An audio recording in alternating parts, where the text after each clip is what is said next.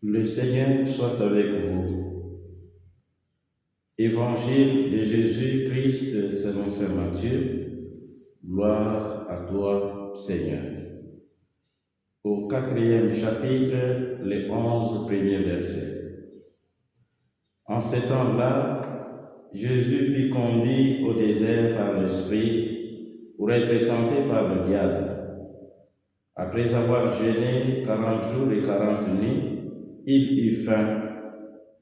Le tentateur s'approcha et lui dit, « Si tu es le Fils de Dieu, ordonne que ces pierres deviennent le pain. » Mais Jésus répondit, « Il est écrit, l'homme ne vit pas seulement de pain, mais de toute parole qui sort de la bouche de Dieu. » Alors le diable l'amène à la ville sainte, le place au sommet du temple et lui dit, « Si tu es le Fils de Dieu, jette-toi en bas, car il est écrit, il donnera pour toi des ordres à ses anges, et ils te porteront sur leurs mains, de peur que ton pied ne heurte une pierre. » Jésus lui déclara, « Il est encore écrit, tu ne mettras pas à l'épreuve le Seigneur ton Dieu. » Le diable l'amène encore sur une très haute montagne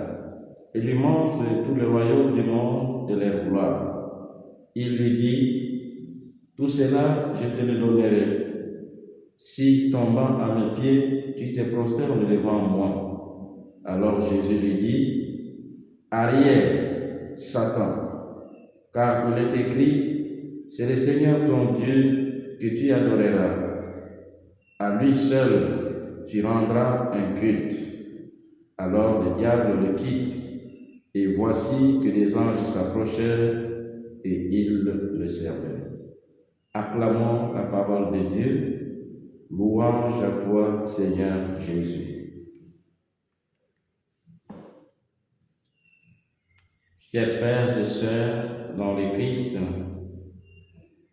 les lectures qui nous sont proposées en ces premiers dimanches de Carême, et plus particulièrement l'épisode de tentation de Jésus au désert, nous rappellent l'évidence du combat spirituel qui se déroule quotidiennement en nous et autour de nous.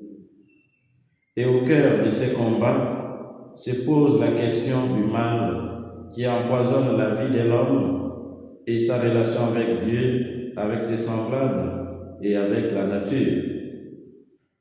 Comment est-ce possible que l'homme et la femme, créés à l'image et selon la ressemblance de Dieu, s'écartent du bien et choisissent le mal dont l'expérience montre des effets désastreux? Il n'est nul doute que l'usage de la liberté, ce précieux don fait à l'homme par Dieu, est ici mis en jeu. Et la réaction de Jésus et son recours à la parole de Dieu face à la triple tentation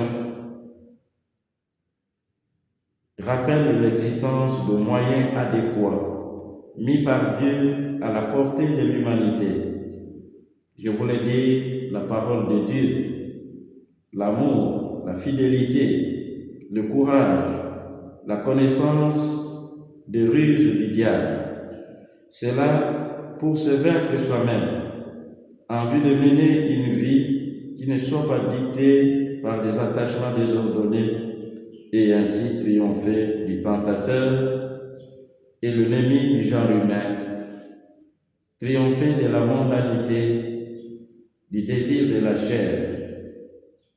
Ce dernier, Satan, être mystérieux, comme le rappelle le 3e chapitre du livre de la Genèse, avait réussi à persuader Ève et à sa suite Adam par des propos fallacieux et enjôleurs qui laissent croire que Dieu le trompe pour le maintenir ainsi dans un état de sujétion indigne à leurs conditions. Nul n'échappe aux assauts du tentateur, qui ne cesse de faire des ravages dans le cœur des humains et dans le monde. Jésus, rempli de l'Esprit Saint, dut lui aussi affronter Satan. Il n'a pas été épargné de ces combats qui se jouent au cœur de l'humanité, combats spirituels à travers lesquels il nous rejoint dans nos expériences de vie quotidienne. Et pour être à la hauteur de ces combats, la grâce que nous fait demander Ignace de Loyola lors de la méditation des deux étendards consiste en la connaissance des tromperies du mauvais chef et le secours pour m'en garder, ainsi que la connaissance de la vraie vie qu'enseigne le souverain et le vrai capitaine, et la grâce de l'imiter. Or, qu'est-ce que c'est se tromper? Sinon prendre le vrai pour le faux pour le vrai, vivre dans la confusion, être dans l'illusion ou la générosité mal éclairée. Et la stratégie du diviseur, du diabolos, n'est-ce pas celle d'amener peu à peu l'âme à l'orgueil? D'abord par la tentation des richesses, au sens de se recevoir de soi-même, de se suffire à soi-même. Cet orgueil qu'Ignace qualifie de mère de tous les vices. D'où l'invitation ici à bien revoir notre vie pour mieux déceler et extirper en nous les germes d'orgueil. Puis le diable poursuit en entraînant Jésus vers le paraître, l'extériorité, la superficialité, la vie des façades, des impressions. La stratégie du Seigneur, c'est le contraire, en invitant l'âme à la pauvreté, au sens de se recevoir de Dieu, puis au désir des humiliations, enfin au désir de l'humilité véritable.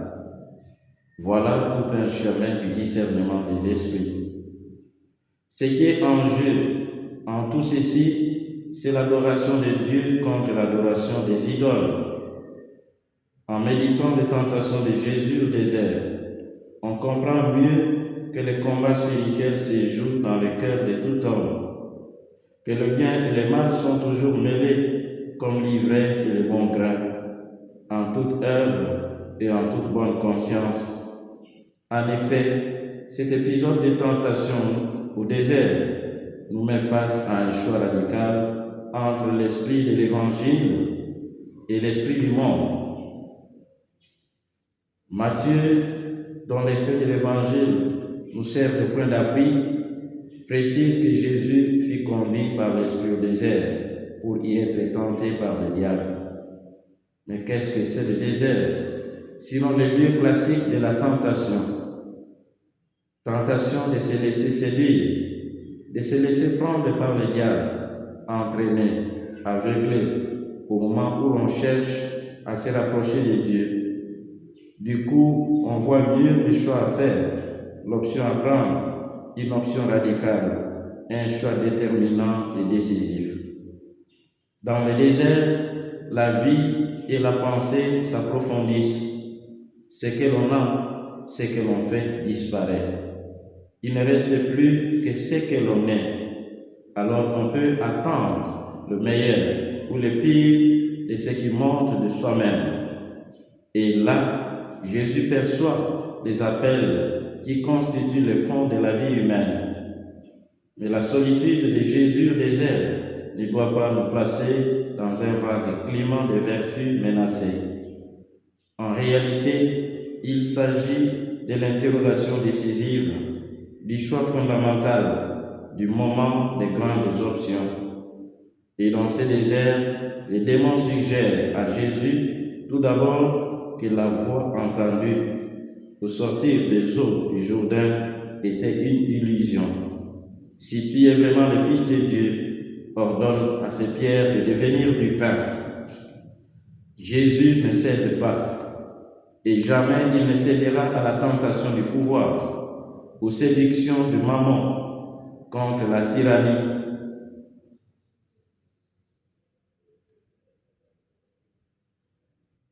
Jamais Jésus ne mettra Dieu à l'épreuve, pas même au moment de son agonie.